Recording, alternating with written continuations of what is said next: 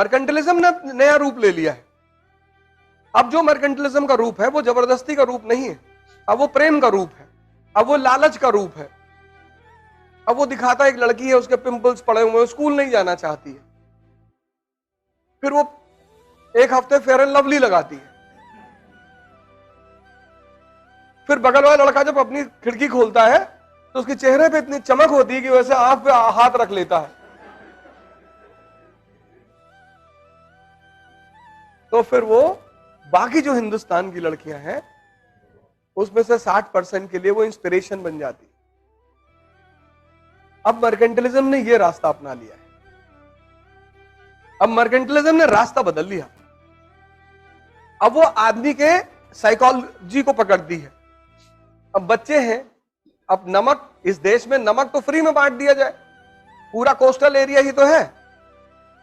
सरकार चाहे तो इस देश में नमक फ्री बट सकता है, लेकिन उसको बेचना है।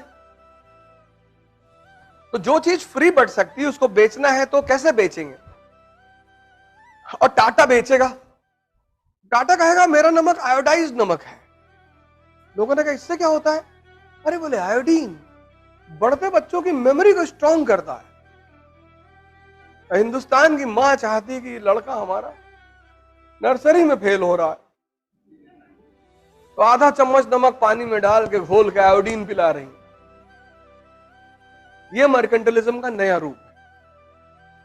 सोशल है लेकिन प्यार से। मैं अभी तुम लोगों से बहुत कुछ सीखता हूं। इस दुनिया में कोई ओमनीसिएंट नहीं है। तुम्हारे पास भी दिमाग है, तुम पढ़ते हो, तुम किसी पर्सपेक्टिव से सोचते हो सकता है मैंने उस पर्सपेक्टिव से ना सोचा। तो जब तुम मुझसे सवाल करते हो तो मैं भी तुमसे कभी कभी सीखता हूं। ना आने का मतलब कुछ बुरा थोड़ी होता है। हर आदमी को सब कुछ थोड़ी आता है। इस फील्ड की जो विधा है, इस फील्ड में जीता कैसे जाता है वो मुझे पता है। हो सकता है मुझे हिस्ट्री कुछ भी ना पता हो, लेकिन इस फील्ड में जीता कैसे जाता है, कैसे आईएएस में सिलेक्शन होता है, क्या करना पड़ता है, वो चीजें मुझे पता है बस। तो इसलिए मैं हमेशा तुम लोगों से क्लास में कहता हूं कि क्वेश्चन पूछते रहा करो। कुछ भी क्वेश्चन पूछो, कोई बात नहीं, नहीं आएगा मैं तुमको सॉरी बोलूंगा, मैं पता करके आके फिर तुमको बताऊंगा। देखो ब्रिटेन की उसको देखो, ब्रिटेन की लीडर को नहीं चला पाई कंट्री ना, इस्तीफा दे दिया। यही तो डेमोक्रेसी है कि आपने हमें चार्ज दिया है कुछ करने का, हम नहीं कर पा रहे, हम चले जाएंगे। दादागिरी थोड़ी है, कुर्सी है, कोई मैयत थोड़ी है। कुछ कर नहीं पा रहे हो तो उतर तो सकते ही हो। अरे बाबूजी, ये जो भारत में गवर्नमेंट स्कूल है, गवर्नमेंट हॉस्पिटल है, इसमें सैलरी वैलरी कौन देगा? सरकार देगी ना। तो सरकार को पैसा कहां से मिलेगा? पीएसयू से मिलेगा। इसीलिए जब आज मोदी गवर्नमेंट प्राइवेटाइजेशन कर रही है तभी तो लोग शोर मचा रहे हैं कि आज भारत इतना समृद्ध नहीं हुआ है कि हर आदमी प्राइवेट स्कूल में चला जाएगा, हर आदमी प्राइवेट हॉस्पिटल में चला जाएगा, हर आदमी प्राइवेट ट्रेन पे चला जाएगा। तो अगर तुम सब कुछ प्राइवेटाइज कर दोगे तो जो सोशलिज्म का कॉन्सेप्ट है, इक्वल अपॉर्चुनिटी, वो तो खत्म हो जाएगा। तो सरकार को उस खर्चे को करने के लिए जो सोर्स ऑफ इनकम्स है, जैसे ओएनजीसी है, ठीक है, जो मेन सेक्टर्स हैं पैसे के, उसको या तो रेगुलेट करेगी या अपने कब्जे में रखेगी। कम्युनिज्म फिलॉसफी है, इंप्लीमेंटेशन नहीं है। इंप्लीमेंटेशन सोशलिज्म है। अब जैसे अब ये पूछ रहे हैं गुड्स ऑफ पीपल का मूवमेंट हो रहा है, आइडिया कैसे मूव कर रहा है? आइडिया ऐसा मूव कर रहा है कि बुद्ध ने कहा कि हम अपने संघ में स्त्रियों को नहीं आने देंगे। कहा ना पहले। आनंद ने कहा क्यों? अरे बोले यार हर बात समझाई नहीं जाती और तुम समझ ना पाओगे, नहीं आने देंगे। उनकी मौसी ने कहा कि बेटा ऐसा ना करो, हम लोग को बुला लो संघ में। उस पे उन्होंने औरतों को परमिशन दे दी। अब जब दे दी तो बुद्ध ने कहा कि मेरा धम्म 1000 साल चलता, अब चूंकि स्त्रियां आ गई हैं तो सिर्फ 500 साल चलेगा। इसकी वजह स्त्रियों से नफरत नहीं है, ईर्ष्या नहीं है, इसकी वजह उनकी शक्ति है। इसीलिए भारत की संस्कृति ने उसको आदि शक्ति कहा। 16 साल 15 साल जब मेंसुरेशन लड़की में शुरू होता है तो उसके अंदर एग जो होते पैदा होते हैं वो जिंदा होते हैं,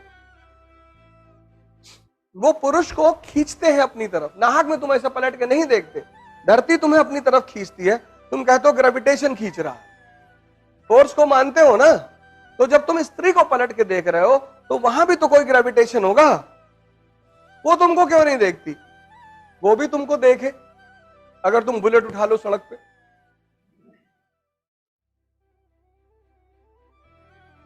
वो भी तुमको देखेगी। ऐसा नहीं देखेगी, देखेगी वो।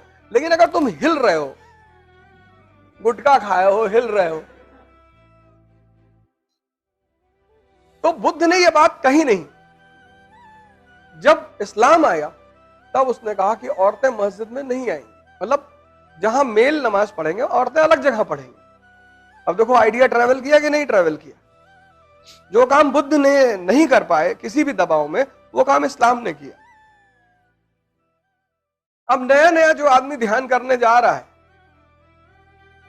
2 दिन हुआ ध्यान करते हुए, अब पायल की आवाज आई, ध्यान कर रहा है, उसने एक आंख खोल के देख लिया, फिर बंद किया, तो ध्यान टूटा कि नहीं टूटा? टूटा ना। दुनिया में मन जो शांत होता है वो बस 2 ही चीजों से शांत होता है तुरंत।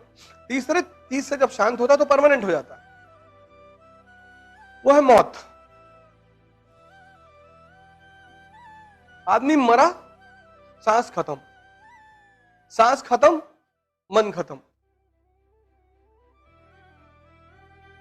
मौत में पूरे शरीर में एक ही चीज गायब होती है, वो है सांस। और सांस का संबंध है मन से। तुम गुस्से में रहोगे, सांस तेज चलेगी। तुम देखो जैसे जैसे तुम्हारा मनोभाव चेंज होते हैं वैसे वैसे तुम्हारी सांस भी चेंज होती है। इसीलिए दुनिया में ज्यादातर ध्यान की जो विधियां हैं वो सांस से शुरू होती है। कहती है अपनी सांसों को देखा करो। इतना आसान नहीं उन्हें देखना, बहुत मुश्किल लगती है उसको देखने में, लेकिन देख लेता है आदमी।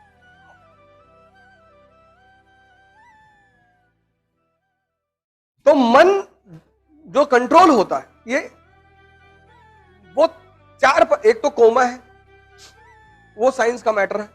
आदमी जिंदा रहता है, सांस चलती है पर मन नहीं होता। एक मौत है, ना सांस चलती है ना मन होता है। अब जो डेड बॉडी है उस पर जाके तुम अगर उसके कान में कह दो कि तुम्हारी बीवी भाग गई, पड़ा हुआ है, क्या फर्क पड़ता है? ये 2 तो है जो मन को शांत करते हैं। तीसरा है नशा। मुसलमान कहता है, कुरान कहती शराब मत पियो, तो सिगरेट पीता है। कुरान कहां कहती है सिगरेट पियो? तो जितने लोग सिगरेट पीते हैं मैं उनको मुसलमान नहीं मानता, फ्रॉड है ये, बेईमान। अब दारू नहीं पियोगे तो गांजा पी लोगे, तब पर भी तो मन ही शांत कर रहे हो ना। और चौथी चीज जो सबसे ताकतवर चीज है, जो आदमी के मन को रोक देती है एकदम, वह है सेक्स, काम। इसीलिए तो प्रोस्टिट्यूशन इतना बड़ा धंधा है, इसीलिए तो प्रोस्टिट्यूशन इतना बड़ा बिजनेस है।